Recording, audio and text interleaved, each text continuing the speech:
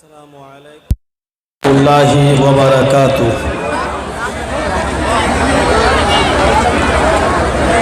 الحمدللہ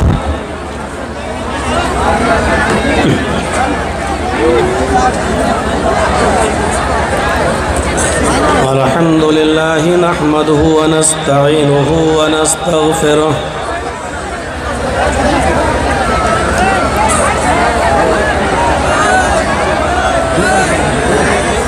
ونعوذ باللہ من شرور انفسنا ومن سیئات اعمالنا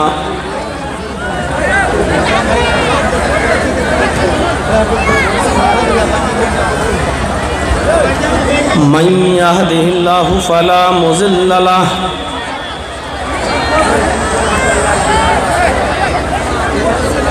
ومن يضلله فلا هادي له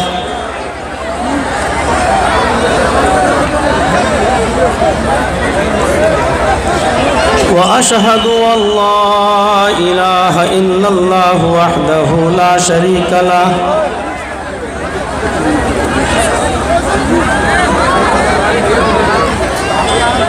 وأشهد أن محمدًا عبده ورسوله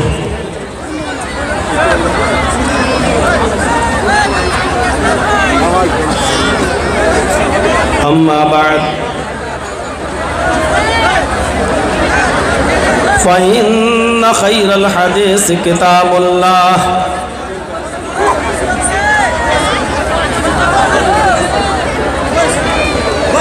وخير الهدي هدي محمد صلى الله عليه وسلم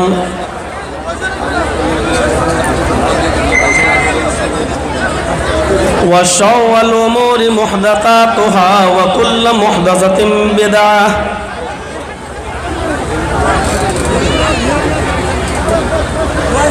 وكل بدعة ضلالة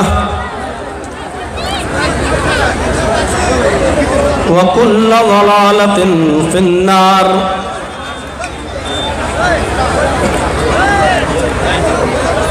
أعوذ بالله من الشيطان الرجيم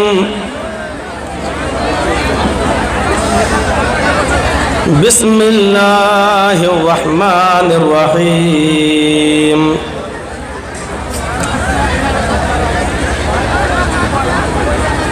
يا أيها الناس إنا خلقناكم من ذكر وأنثى وجعلناكم شعوبا وقبائل لتعارفوا إن أكرمكم عند الله أتقاكم رب اشرح لي صدري ويسر لي أمري واحلل عقدة من لساني يفقهوا قولي۔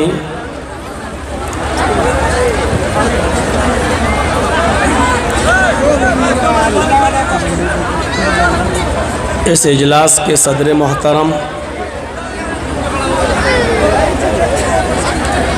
اس اجلاس کے ناظم محترم اور اس اسٹیج پر بیٹھے ہوئے معزز علماء کرام،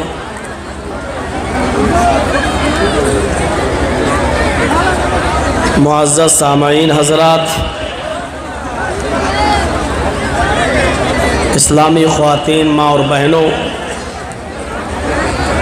قوم و ملت کے لائق بر نوجوانوں، عزیز بچوں،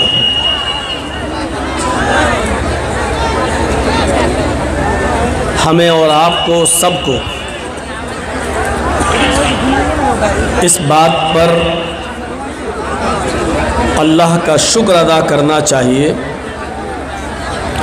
کہ اس نے ہمیں اور آپ کو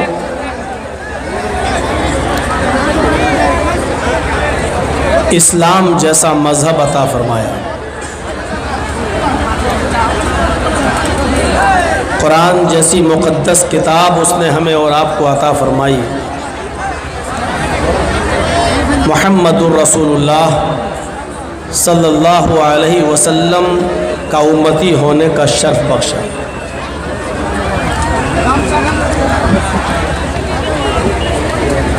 इस पर हम अल्लाह का जितना भी शुक्र अदा करें कम है।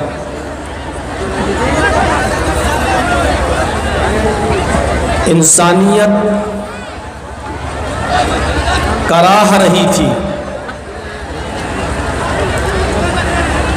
उसको सुकून दिया इस्लाम ने। इंसानियत कराह रही थी, उसको सुकून दिया मुहम्मदुर रसूलुल्लाह सल्लल्लाहु अलैहि वसल्लम की तालीमात में।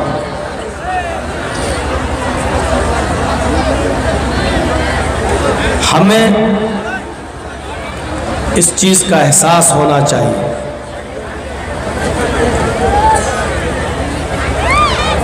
इस्लाम ने जहाँ बहुत सी चीज़ों पर जोर दिया है, वहीं सबसे ज़्यादा एक जोर इंसानियत पर है।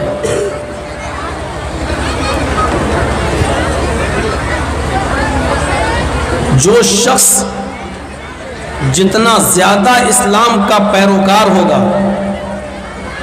वो उतना ही ज़्यादा उसके अंदर इंसानियत भी पाई जाएगी। आज हमारे भारत का संविधान भी मजहब की बुनियाद पर नहीं है, इंसानियत की बुनियाद पर है। और दुनिया में हर मजहब के मानने वाले इंसानियत की बात करते हैं। कभी कभी टीवी डिबेट पर जब मुख्तलिफ पार्टियों के लोग सामने आते हैं और उनसे सवाल किया जाता है, तो वो यही कहते हैं कि ना हम हिंदू हैं, ना हम मुसलमान हैं, हम इंसान हैं। इसमें कोई शक नहीं, इंसानियत का दर्स दुनिया का हर मजहब देता है।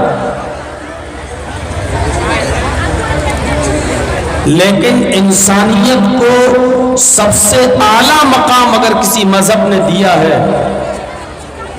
तो वो है इस्लाम। अगर इस्लाम न होता, अगर इस्लाम न आया होता, तो हमें इंसानियत मालूम ही नहीं होती। वरना यही इंसान पहले भी थे जो अपने घरों में बच्चों के पैदा होने पर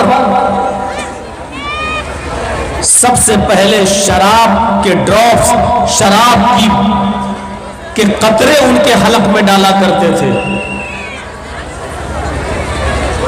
यही इंसान पहले भी थे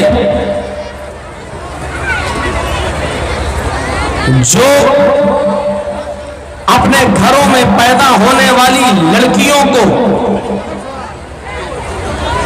3-4 साल 6 साल पालने और पोसने के बाद किसी जंगल में ले जाकर अपनी उन्हीं बच्चियों को दफन कर दिया करते थे। ये इंसान पहले भी थे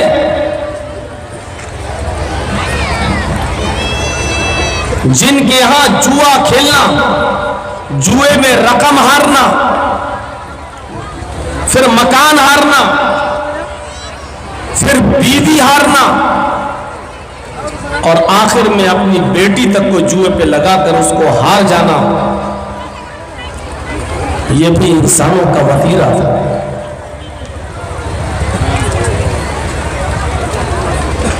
एक एक रोटी और एक एक बोटी के पीछे एक दूसरे का कत्ल कर देना और एक आदमी की बकरी दूसरे के खेत में जाकर थोड़ी सी घास खा लेती थी تو اتنی سی بات پر دونوں قبیلوں کے درمیان 27 سال تک جنگ ہونا اور دونوں طرف سے 40,000 افراد کے مرنے اور قتل ہو جانے کے بعد بھی جنگ بند نہ ہونا، 40,000 لوگوں کی جان صرف ایک بکری کی تھوڑی سی گھاس کھا لینے کی بنیاد پر ان کا مرڈر کر دیا جائے اور قتل کر دیا جائے، ایسا کرنے والے بھی انسان تھے۔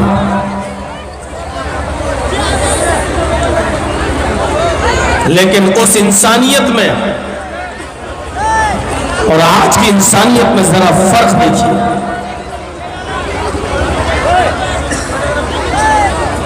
لڑکیوں کو زندہ رکھنے کا، زندہ رہنے کا حق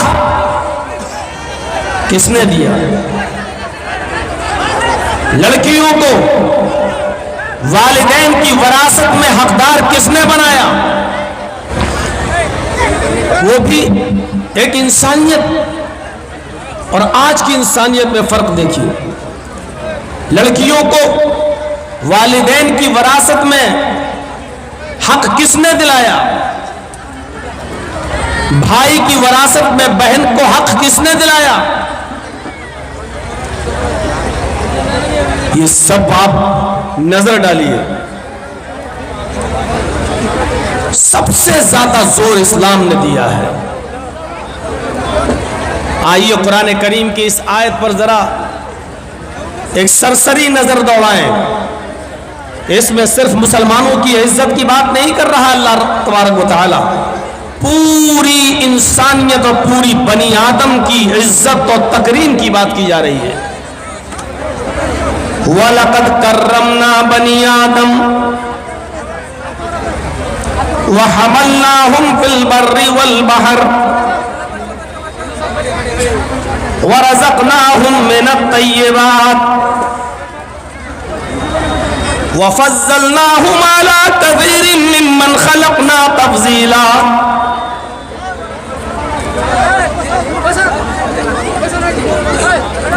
پوری آیت آپ کے سامنے پڑھ دی اور دیکھیے اس آیت کے ترجمے پر، وَلَقَدْ كَرَّمْنَا بَنِي آدَمَ، ہم نے بنو آدم کو، بنی آدم کو مکرم بنایا، عزت بخشی۔ آدم کے ہر بیٹے کو اللہ رب العالمین کہہ رہا ہے کہ ہم نے عزت عطا فرمائی ہے۔ یہ نہیں کہہ رہا ہے کہ ہم نے مسلمانوں کو عزت دی، کافروں کو ذلیل کیا، یہ نہیں کہہ رہا، بلکہ کیا کہا جا رہا ہے؟ وَلَقَدْ كَرَّمْنَا بَنِي آدَمَ، ہم نے بنی آدم کو، آدم کے ہر بیٹے کو، آدم کی اولاد کو ہم نے عزت دی، یعنی پوری انسانیت کو مکرم بنایا۔ ہندو کو بھی عزت دی، مسلمان کو بھی عزت دی، سکھ کو بھی عزت دی، اس لیے کہ وہ انسان ہے اور انسان عزت کرنے کے لائق ہے۔ بنا کسی سبب کے اور بنا کسی بات کے آپ کسی غیر مسلم کو نہ تو گالی دے سکتے ہو، نہ مار سکتے ہو، نہ اس کو اس کے گھر سے نکال سکتے ہو، نہ اس کے ادھیکار چھین سکتے ہو۔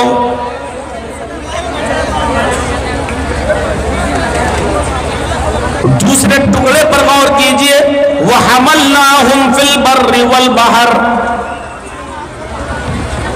زمین کے اوپر یا سمندر کے اوپر جو سواریاں چلتی ہیں، سمندر میں پانی کے جہاز، بڑے بڑے شپ، ناؤ، اسٹیمر، اور سڑکوں پر جو سواریاں چلتی ہیں، بسیں ہوں، ٹرینیں ہوں،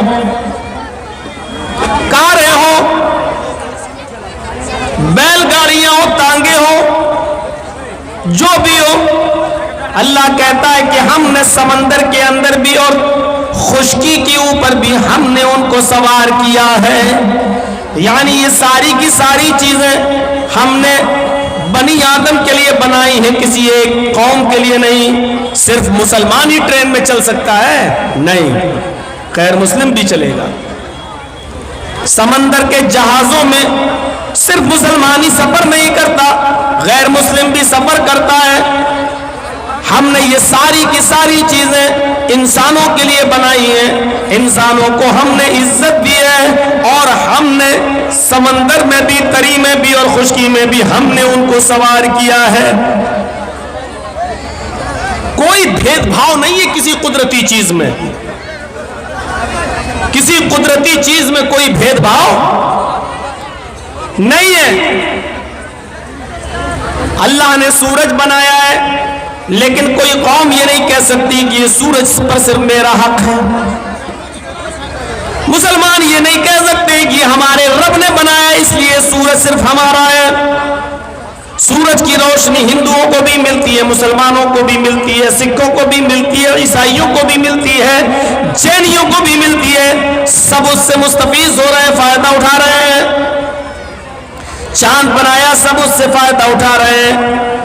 हवा अल्लाह रब्बुल आलमीन ने चलाई, सब उससे फायदा उठा रहे हैं। आसमान से बारिश होती है, सब उससे फायदा उठाते हैं। हर किसी के खेत में पानी गिरता है, गैर मुस्लिमों के भी खेत में और मुसलमानों के भी खेत में। इसलिए कोई ये नहीं कह सकता कि इस बारिश पर सिर्फ मेरा अधिकार है, मेरा हक है।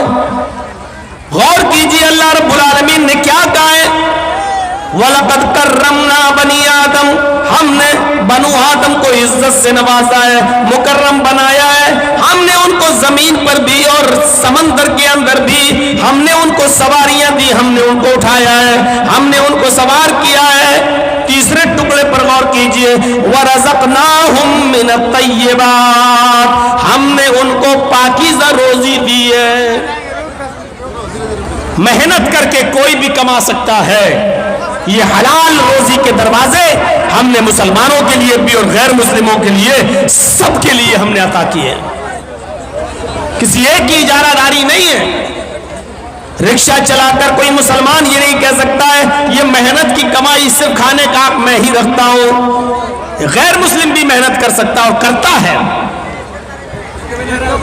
वरज़क़नाहुम मिनत तय्यिबात, हमने पाकीज़ा रोजी भी हमने उनको दी है।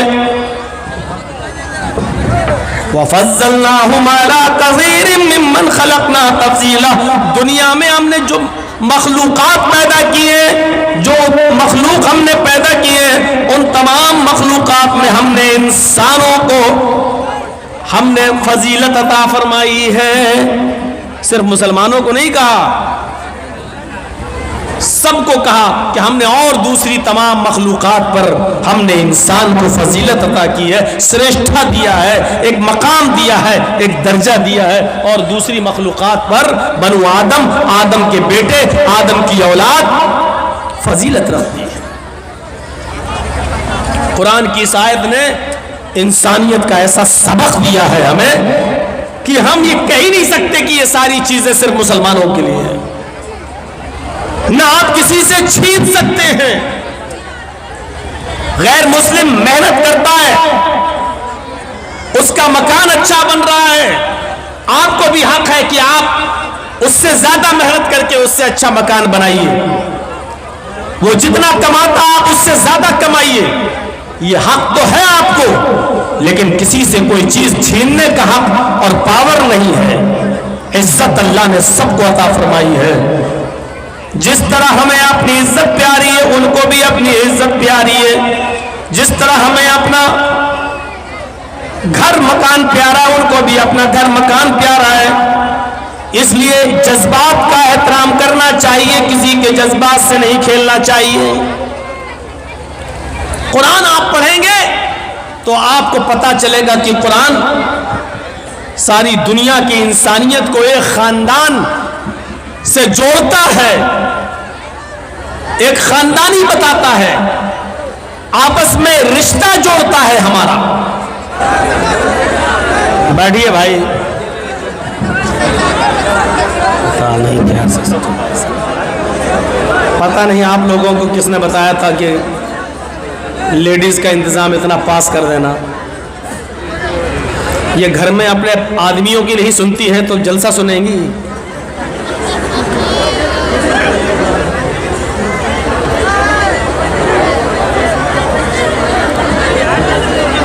ایک مولانا صاحب خطبہ مسجد میں دے رہے تھے.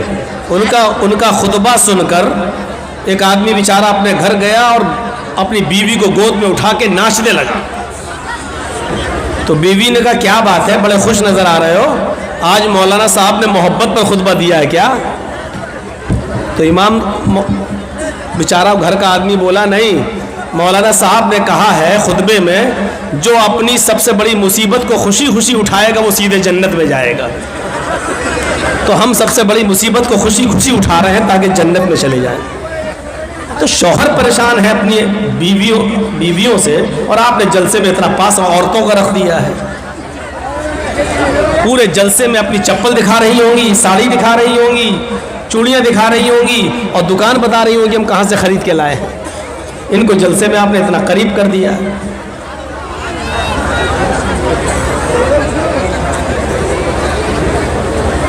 اے بھیا, یہ راستے میں سب لوگ بیٹھ جاتے ہیں نا, یہ سب سے بڑا گڑبڑ کرتے ہیں.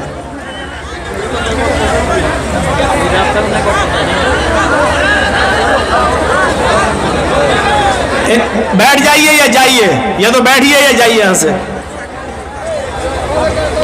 تو انسانیت کا ایک سبق پڑھایا ہے اسلام نے. قرآن کی دوسری آیت پیش کرنے جا رہا ہوں آپ کے سامنے. اس آیت کو آپ دیکھیں گے تو پتہ چلے گا کہ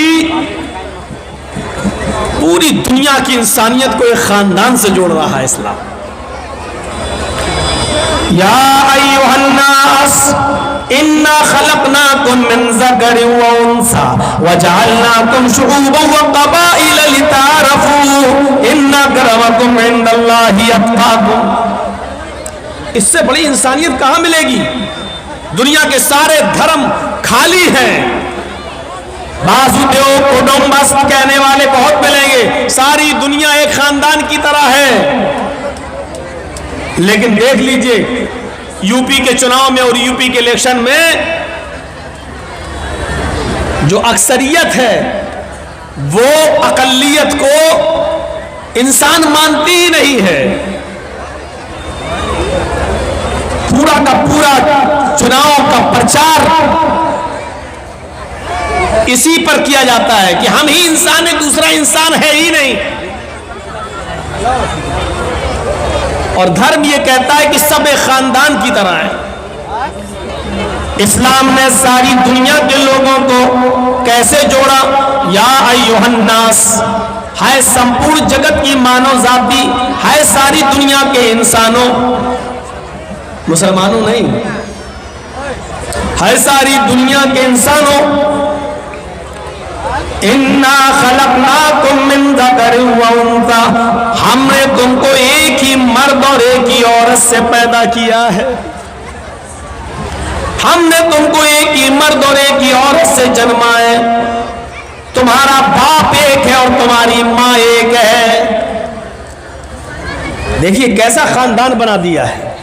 تم سب ایک ہی باپ کے بیٹے ہو, ایک ہی ماں کے بیٹے ہو. تم سب کا باپ ایک ہے, تم سب کی ماں ایک ہے. تمہارا باپ آدم, تمہاری ماں حوا, تمہارا باپ آشو اور تمہاری ماں یووتی شتروپا. تم سب ایک ہی آشو اور شتروپا کی سنتان ہو, آدم کے بیٹے ہو اور حوا کے بیٹے ہو, یعنی تم سب آپس میں بھائی بھائی ہو. اب کیا رہ جاتا ہے؟ اس آیت کے بعد انسانیت کا اور اعلیٰ مقام کہاں سے پیش کیا جائے؟ کیا ایک باپ کی اولاد بتا دینا اور ہمیں ہندو اور عیسائی اور سکھ اور جینی اور بدھسٹ سب کو ایک ہی باپ کا بیٹا کہہ کر بھائی بھائی بنا دینا, اس کے بعد انسانیت کا کون سا درجہ باقی رہ جاتا ہے جو اسلام دینا بھول گیا؟ نعوذ باللہ, انسانیت کے اس اونچے درجے پر فائز کیا ہے. پڑھیے پورا قرآن اور پڑھیے محمد رسول اللہ صلی اللہ علیہ وسلم کی تعلیمات, تو آپ دیکھیں گے اس میں انسانیت کے لیے کتنی تعلیمات بھری پڑی ہے.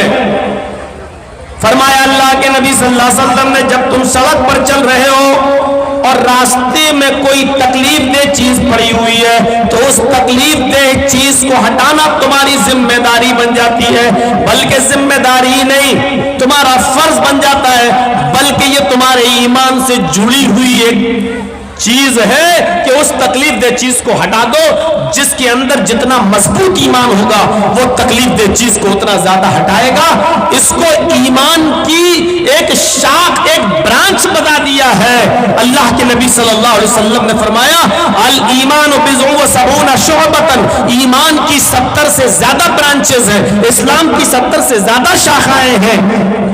فَأَفْضَلُهَا قَوْلُ لَا إِلَهَ إِلَّا اللَّهِ، اسلام کی سب سے افضل شاخ اور برانچ کیا ہے؟ لا الہ الا اللہ کا اقرار، اللہ کے علاوہ کوئی معبود نہیں، اس بات کا اقرار۔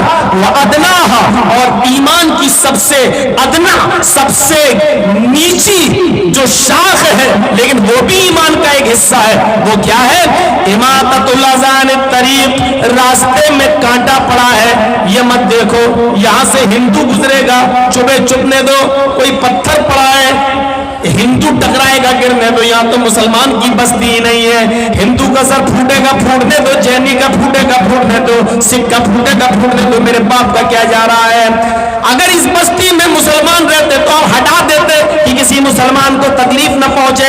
اسلام کیا کہہ رہا ہے؟ محمد رسول اللہ کیا فرما رہے ہیں؟ آپ نے فرمایا نہیں نہیں، تمہیں اس پتھر کو وہاں سے ہٹانا پڑے گا، چاہے ہندو گزر رہا ہو یا مسلمان، سکھ گزر رہا ہو یا عیسائی، جینی گزر رہا ہو یا بدھسٹ، یہ انسانیت تمہارے اندر ہونا چاہیے، یہ ایمان کا ایک حصہ ہے۔ اس تکلیف دہ چیز کو، کیلے کے چھلکے کو، کانٹے کو، اس پتھر کو یا اور کوئی چیز وہاں پڑی ہوئی ہے جس سے انسان کو تکلیف پہنچ سکتی ہے، اس کو ہٹا دینا ایمان کا ایک حصہ ہے، ایمان کی ایک شاخ ہے، لہذا اس تکلیف دہ چیز کو ہٹائیے۔ یہ تعلیم بھری پڑی ہے اسلام کے اندر۔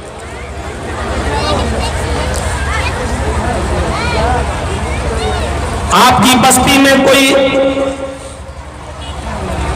کنواں ہے جس میں کھارا پانی ہے، آپ کوئی میٹھے پانی کا کنواں کھدوا دیں یا خرید کر آپ اس کو وقف کر دیں، اس سے ہندو بھی پانی پیے، مسلمان بھی، جین بھی، سکھ بھی، عیسائی بھی۔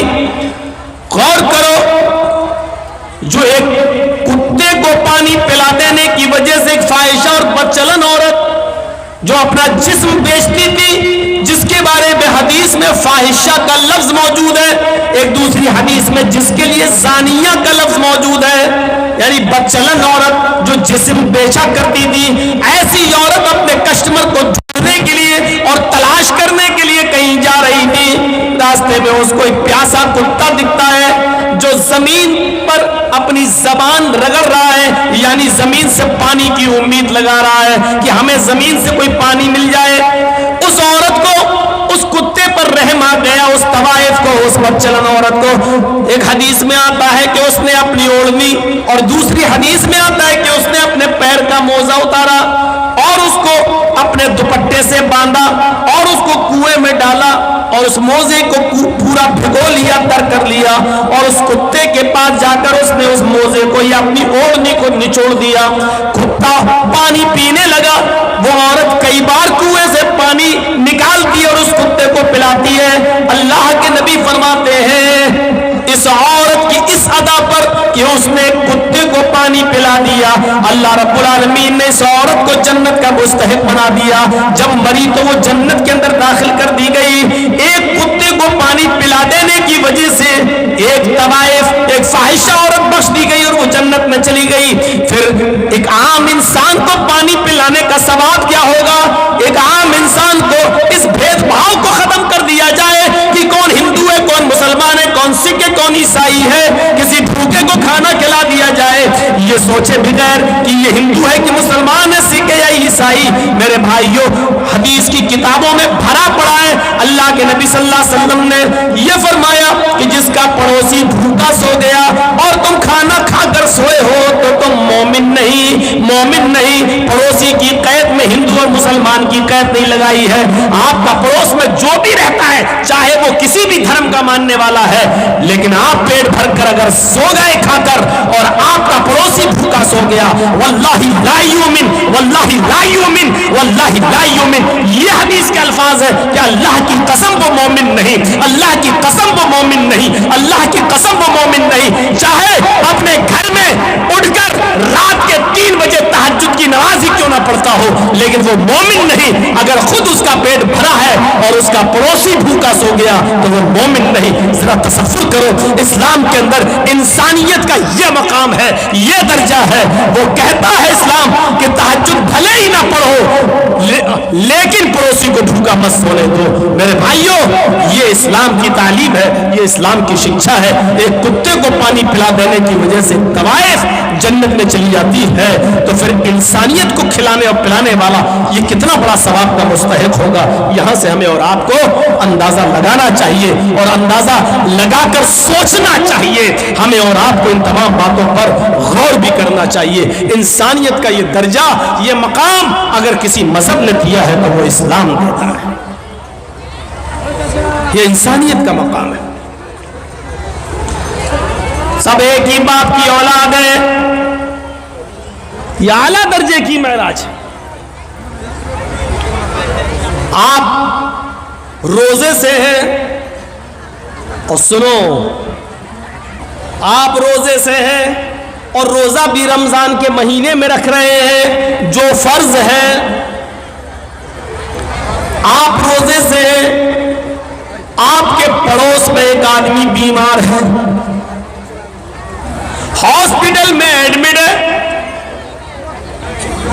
ڈاکٹر نے ارجنٹ بلڈ مانگا ہے, لیکن اس آدمی کا جو آپ کا پڑوسی ہے وہ ہندو ہے, عیسائی ہے, یہودی ہے, کوئی بھی ہے, مسلمان نہیں ہے مان لو, اسلام کو چھوڑ کر وہ دوسرے کسی مذہب کا ماننے والا مان لو تھوڑی دیر کے لیے, لیکن بیمار ہے اور ڈاکٹر نے کہہ دیا کہ 1 گھنٹے کے اندر اندر اگر مجھے اس کے گروپ کا بلڈ نہیں ملا تو ہم اس کو نہیں بچا پائیں گے. اس کے بیٹوں کا بلڈ گروپ اس کے بلڈ گروپ سے الگ ہے, اس کی بیوی کا بلڈ گروپ الگ ہے, اور لوگوں کا بلڈ گروپ اس کے گروپ سے الگ ہے, لیکن آپ مسلمان ہیں, آپ کا بلڈ گروپ اس کے بلڈ گروپ سے میچ کھا رہا ہے, اور آپ 1 بوتل خون دے سکتے ہیں اور اس کی جان بچ سکتی ہے. تو ایسی صورت میں آپ کو ڈاکٹر کے پاس جا کر 1 بوتل خون دینا پڑے گا, اس لیے کہ اس کی جان بچانا اس وقت ضروری ہے, آپ اس کی نہیں بچا رہے ہیں. قرآن کہتا ہے من احیاہا فکأنما احیا الناس جمیعا, جس نے کسی ایک انسان کو بچایا اس نے پوری انسانیت کو بچایا. یہاں آپ ایک ہندو کو یا ایک عیسائی کو نہیں بچا رہے, ایک انسان کو بچا کر پوری کائنات کی اور پوری دنیا کی انسانیت اور مانوتا کو بچا رہے ہیں.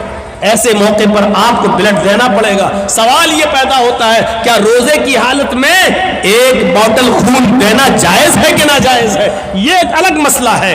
میرے بھائیوں, ایک انسان کو نہیں بلکہ ساری کائنات کے انسان کو آپ بچا رہے ہیں. یہ ہے اسلام کا درس, یہ ہے اسلام کی تعلیم, یہ ہے اسلام کی شکشا, یہ ہے اسلام کا میرے بھائیوں نظریہ. اس سے بڑی انسانیت اور کیا ہو سکتی ہے؟ ایک اور چیز پر غور کیجیے. آپ جاؤ بیٹا جاؤ, جلدی جاؤ, آپ کی بیوی انتظار کر رہی ہے گھر پہ. پہلے بیٹھ جائیں گے پھر بھاگیں گے. کسی طرح تھوڑا سکون ہوتا ہے. تو یہ ایک اور نظریے سے سوچئے. اسلام نے انسانیت دیکھی, انسانیت اسلام نے اتنی باؤنڈیشن لگا دی ہے کہ کوئی بھی شخص جب کسی عورت سے شادی کرے تو کسی بھی قیمت پر کسی دوسرے کے بچے کو یہ اپنا نام نہ دے دے. اس پر اتنی باؤنڈیشن لگا دی ہے کہ آپ غور کیجئے, اگر کسی وجہ سے آپ اپنی بیوی کو طلاق دیتے ہیں اور تیسری طلاق جب دی جاتی ہے تو تیسری طلاق جب آپ دیں گے اس کے بعد عورت کی عدت شروع ہو جائے گی.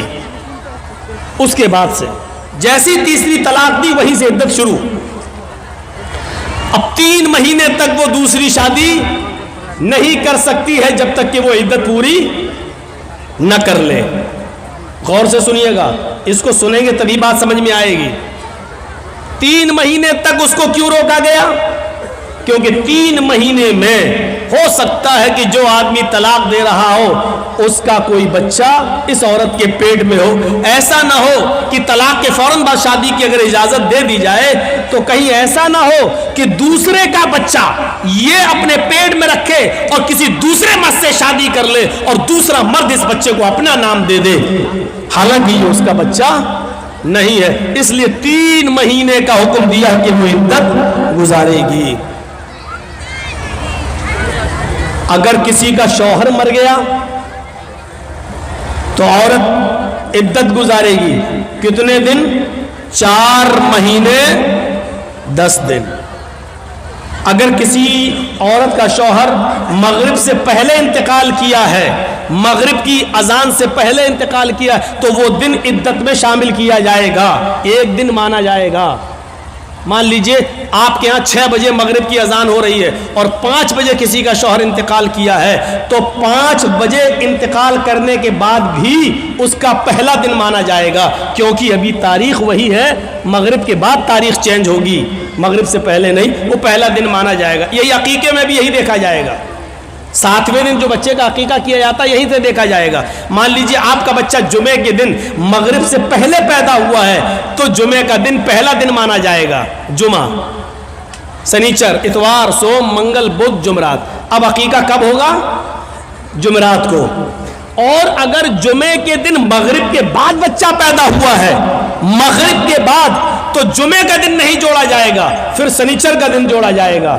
پہلا دن سنیچر, اتوار, سوموار, منگل, بدھ, جمعرات, جمعہ. اب عقیقہ کب ہوگا؟ جمعے کے دن ہوگا. اس بات کو یاد رکھیے گا. اور 7واں دن کب پڑے گا؟ جمعے کا دن. اگر جمعے کو مغرب کے بعد بچہ پیدا ہوتا ہے تو عربی میں مہینے کی شروعات مغرب کے بعد سے ہوتی ہے. ہم لوگ چاند کب دیکھتے ہیں؟ مغرب کی اذان ہو جاتی ہے, نماز کے بعد دیکھتے ہیں. جب چاند ہو گیا تو وہیں سے مہینہ شروع, وہیں سے تاریخ شروع, وہیں سے 1 تاریخ ہو گئی اور وہ دوسرے دن مغرب تک 1 تاریخ رہے گی. جو شب قدر میں آپ رات جاگتے ہیں تو کب جاگتے ہیں؟ 20واں روزہ ہوتا ہے, مغرب کے بعد 21ویں رات شروع ہو جاتی ہے. آپ 21ویں, 23ویں, 25ویں جو رات جاگتے ہیں وہ اسی حساب سے جاگتے ہیں. تو میرے بھائیوں, عورت اگر 5 بجے اس کا شوہر ختم ہوا ہے تو وہ پہلا دن مانا جائے گا عورت کا 1 دن. اس کے بعد 4 مہینے اور 10 دن. یہ 4 مہینے 10 دن عورت کی عدت کے دن کیوں شمار کیے گئے آپ کو معلوم ہے؟ تاکہ مرے ہوئے آدمی کا حمل اس عورت کے پیٹ میں نہ ہو سکتا ہے کہ وہ چھپا رہی ہو, حمل پیٹ میں نہ ہو. 4 مہینے 10 دن کی مدت بہت ہو گئی ہے. اگر اس کے پیٹ میں بچہ ہوگا تو 4 مہینے میں اس عورت کا پیٹ تھوڑا بہت باہر نکل آئے گا, جس سے پتہ چل سکتا ہے کہ اس کے پیٹ میں فلاں آدمی کا بچہ ہے. اگر ہے تو جب تک بچہ پیدا نہیں ہو جاتا تب تک اس کی عدت رہے گی, اور اگر نہیں ہے تو 4 مہینے 10 دن کے بعد یہ عورت کہیں دوسرا نکاح کرنا چاہے تو کر سکتی ہے, تاکہ کسی دوسرے آدمی کا, اس مرے ہوئے آدمی کا بچہ کسی دوسرے آدمی کا نام نہ پا جائے. یہ اسلام نے ایک باؤنڈیشن لگا دی ہے. باؤنڈیشن بہت سختی ہے اس معاملے میں. اس معاملے میں ہاں, خلا کا معاملہ تھوڑا سا الگ ہے. ایک چیز ہوتی ہے مرد طلاق دینا نہیں چاہتا, عورت طلاق لینے پر مصر ہے, نہیں ہمیں طلاق چاہیے, ہمیں نہیں رہنا ہے تیرے پاس. مان لیجئے بہت سا شرابی جواری آدمی ہے, عورت نہیں رہنا چاہتی ہے اور آدمی اس کو طلاق نہیں دینا چاہتا, نہیں ہم نہیں دیں گے, ہم نہیں دیں گے. ایسی صورت میں عورت خلا لیتی ہے. خلا یہ ہوتا ہے کہ قاضی کو بٹھائے گی یا 4-5 آدمی کو بٹھائے گی اور کہے گی کہ مجھے اس کے ساتھ نہیں رہنا ہے, آپ لوگ گواہ رہیے, میں خلا لے رہی ہوں, یہ طلاق نہیں دے رہا ہے. لہذا وہ قاضی نکاح فسخ کر دے گا اور وہ عورت اب آزاد ہو گئی. آدمی چاہے طلاق دے یا نہ دے, عورت خلا لے لی ہے, اب یہ آزاد ہو چکی ہے, لیکن اس کے باوجود اس کو 1 پیریڈ, 1 حیض تک رکنا پڑے گا. وہ دوسری شادی نہیں کر سکتی ہے جب تک کہ اس کو ایک پیریڈ نہیں آ جاتا ہے. ایک پیریڈ کا مطلب اس کو عورت کو جو ہر مہینے جو ہر عورت کو جو خون بلڈ آتا ہے, ایک پیریڈ, جب تک وہ پیریڈ نہیں آ جاتا تب تک وہ دوسرا نکاح نہیں کرے گی, اور پیریڈ آنے کے بعد پھر وہ دوسرا نکاح کر سکتی ہے. پیریڈ آنے کا مطلب یہ ہے کہ وہ حاملہ نہیں ہے, یعنی جس آدمی سے اس نے خلا لیا ہے اس کا بچہ اس کے پیٹ میں نہیں پل رہا ہے. اب سوچئے اسلام نے کتنی باؤنڈیشن لگائی ہے کہ آپ کے پیٹ میں پلنے والے بچے کو اس کے اصلی باپ کا نام ملے. وہ بچہ جب باہر آئے تو اپنی نسبت اپنے اصلی باپ کی طرف کر سکے. کتنی حفاظت کی ہے اسلام نے نسل کی, اور نسل کو پاکیزہ بنانے کی کتنی حفاظت کی ہے. لیکن اس کے باوجود اسلام یہ بھی کہتا ہے اگر خدا نخواستہ کسی عورت کے پیٹ میں حرام اولاد پل رہی ہے, زنا کی پیداوار ہے, اور اس نے اقرار بھی کر لیا ہے کہ حرام اولاد ہے, وہ کہہ بھی رہی ہے کہ فلاں آدمی سے میرا ساتھ سمبند بن چکا تھا اور اس کا حمل میرے پیٹ میں ہے, تو اسلام انسانیت کا وہ درس دیتا ہے کہ حرام اولاد ہونے کے باوجود اگر کسی عورت کے پیٹ میں پل رہی ہے تو پیٹ میں بچے کو مارا نہیں جا سکتا ہے. اگر اسلامی قانون کہیں ہے اور زناکار کی سزا پتھروں سے مار مار کے مار ڈالنا ہے, لیکن اگر وہاں یہ پتا چل جائے کہ اس عورت کے پیٹ میں بچہ ہے, اگرچہ ناجائز ہے, اگرچہ حرام ہے, تو اسلامی ملک بھی اس عورت کو سزا نہیں دے سکتا جب تک کہ بچہ پیدا نہ ہو جائے, کیونکہ غلطی اس کی ماں کی ہے, اس بچے کی نہیں جو پیٹ میں پل رہا ہے. غور کیجئے, اسلام حرام اولاد کو بھی مارنے کی اجازت نہیں دیتا ہے. جو عورتیں اپنے پیٹ میں حلال بچوں کو گرا دیتی ہیں ان کو اپنے بارے میں سوچنا چاہیے. کل قیامت کے دن یہ بچہ جس کو تم نے گرایا ہے اپنے پیٹ سے, قیامت کے دن یہ بچہ اپنے ماں کی پستان اور اپنے ماں کی چھاتیوں سے لٹکا ہوا آئے گا.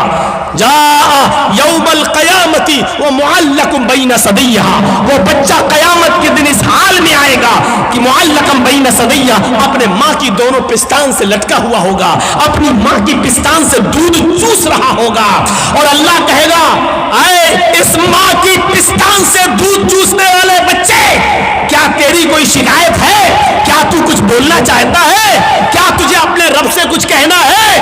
اللہ اس کو زبان دے گا.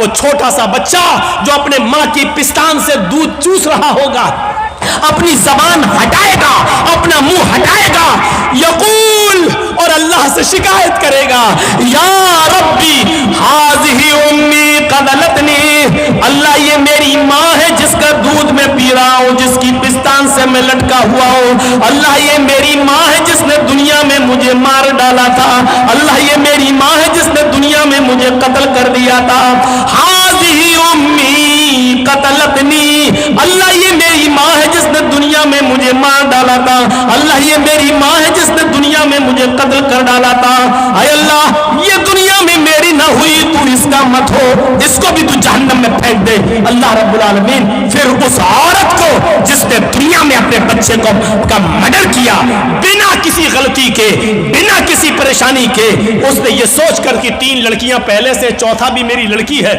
الٹرا ساؤنڈ میں چیک کرانے کے بعد پتا چلا لڑکی ہے, نہیں ہمیں نہیں چاہیے, اور ایبارشن کرا دیا, گرا دیا.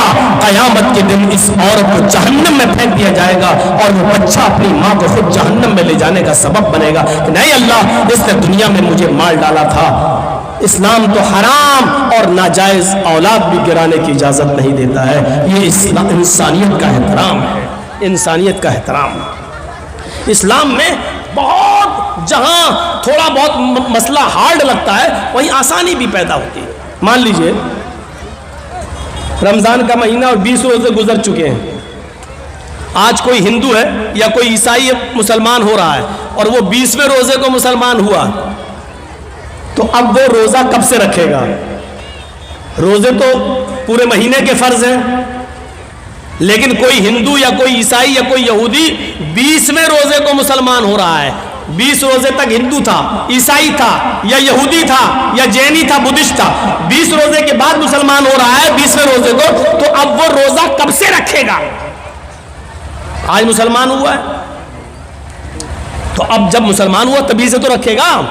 اب سوال یہ پیدا ہوتا ہے کہ وہ 20 روزے جو اس کے چھوٹے ہیں وہ پورے کرے گا یا نہیں کرے گا؟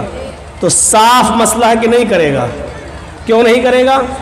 کیونکہ جب وہ اسلام لایا ہے تب تک وہ کافر تھا, اس پر روزہ فرض تھا ہی نہیں. آج وہ اسلام لایا تو اب جتنے روزے ہیں اتنے وہ رکھے گا, بقیہ روزے وہ نہیں رکھے گا. اس لیے نہیں رکھے گا کیونکہ اس وقت اس کے اوپر روزے فرض تھے ہی نہیں. کتنے روزے رکھے گا؟ جتنے باقی ہیں. ایک چیز اور سن لیجئے, 20ویں روزے کو اسلام لایا, لیکن اسلام لا رہا 5 بجے شام میں اور روزہ کھلتا ہے 6 بجے. اب 5 بجے وہ اسلام لا رہا ہے تو اسلام جیسی وہ 5 بجے لایا تو اب کیا کرے گا؟ آج کا روزہ کیا کرے گا؟ تو 5 بجے اسلام لاتا ہے تو 5 بجے ہی سے اس کا روزہ شروع ہو گیا, کیونکہ 5 بجے سے پہلے اس کے اوپر روزہ فرض تھا ہی نہیں, کیونکہ وہ کافر تھا. جیسے اسلام لایا ویسے اس پر روزہ فرض ہو گیا, ویسے ہی اس کے اوپر روزہ فرض ہو گیا. اب 5 بجے ہی وہ نیت کر لے گا کہ میں روزے سے ہوں. اسلام لے آیا, اشہد ان لا الہ الا اللہ وان محمد رسول اللہ. اسلام لاتے ہی اس کے اوپر عصر کی نماز فرض ہو جائے گی, کیونکہ ٹائم ابھی باقی ہے اور اسلام لا چکا ہے, عصر کا وقت ابھی باقی ہے, لہذا پہلے عصر کی نماز پڑھے گا اور یہیں سے اس کا روزہ بھی شروع ہو جائے گا, کیونکہ اسلام لا چکا ہے. جب سے اسلام لایا یہیں سے روزہ شروع, اور 6 بجے وہ روزہ سب لوگوں کے ساتھ کھول لے گا اور اس کا یہ ایک روزہ مانا جائے گا. یہ ایک روزہ مانا جائے گا. یہ آسانی بھی ہے اسلام, یہ آسانی بھی ہے. اسلام مشکل نہیں ہے, لوگوں نے اس کو مشکل بنا دیا ہے. کیا وہ لوگ صحابہ نمازیں نہیں پڑھتے تھے؟ کیا وہ روزے نہیں رکھتے تھے؟ مشکل بنا دیا ہے. فجر میں نہیں اٹھ پا رہے ہیں صاحب, کیوں؟ اب رات میں 1 بجے جرجی صاحب کو ٹائم ملے گا, 3 بجے تک جلسہ چلے گا, پھر آدمی یہاں سے جائے گا, تھوڑی دیر کمر سیدھی کرے گا, فجر میں اٹھے گا نہیں اٹھ پائے گا. کلیئر ہے؟ لیکن یاد رکھیے مولانا جرجیز کا جلسہ اور اس جلسے میں 2:30 بجے 3 بجے تک جاگ لینا اور اس جاگ لینے کے بعد صبح فجر کی نماز میں نہ آنا, یہ دلیل نہیں ہے اس بات کی کہ آپ کا جلسہ کامیاب ہو گیا ہے, یا یہ عذر نہیں ہوگا کہ میں جلسہ سننے کی وجہ سے رات میں جاگ لیا اس لیے فجر میں ہم نہیں اٹھ پائے. جلسہ کرانا فرض نہیں تھا, فجر کی نماز پڑھنا فرض تھا. آپ نے ایک فرض کو چھوڑا اس کام کے لیے جو آپ کے اوپر فرض ہی نہیں تھا. میرے بھائیوں, یہاں سے یہ میسج لے کے اٹھیے گا, یہ پیغام لے کے اٹھیے گا, یہ تصور لے کے اٹھیے گا. تو انسانیت یہ ہوتی ہے, انسانیت. تو یا ایھا الناس انا خلقناکم من ذکر و انثی وجعلناکم شعوبا وقبائل لتعارفوا. تم کو ہم نے ایک مرد اور ایک عورت سے پیدا کیا ہے, تم سب آپس میں بھائی ہو, تم آپس میں ایک ہی باپ کے اور ایک ہی ماں کے بیٹے ہو, تمہارا باپ ایک ہے, تمہاری ماں ایک ہے. اچھا ایک چیز اور بتائیے, غور سے سننا. ہم مسلمان ہیں, یہ ہندو ہے, ہم دونوں کا جھگڑا ہوا ہے. اب کورٹ میں گئے تو جج صاحب بیٹھے ہیں, اگر مسلمان ہیں تو ان کا دل چاہتا ہے کہ ہم مسلمان کی طرف تھوڑا سا جھکاؤ کر دیں, ہندو ہے تو وہ چاہتا ہے تھوڑا سا ہندو کی طرف جھکاؤ کر دیں. یہ ہوتا ہے, یہ ہوتا ہے. قرآن نے انسانیت, یہاں پر انسانیت کو فروغ دیا ہے, انسانیت کو بڑھاوا دیا ہے اور کہا اگر تم سچے مسلمان ہو تو فیصلہ کرتے وقت نہ قوم دیکھو گے, نہ برادری دیکھو گے, نہ ذات دیکھو گے, نہ مذہب دیکھو گے. حکم وَلَا يَجْرِمَنَّكُمْ شَنَآنُ قَوْمٍ عَلَىٰ أَلَّا تَعْدِلُوا اعْدِلُوا هُوَ أَقْرَبُ لِلتَّقْوَىٰ. بھائی جس کو جانا ہو ابھی اٹھ کے چلے جاؤ یار, کیوں بار بار اٹھ رہے ہو؟ بہت ڈسٹرب ہوتا ہے ہم کو سامنے.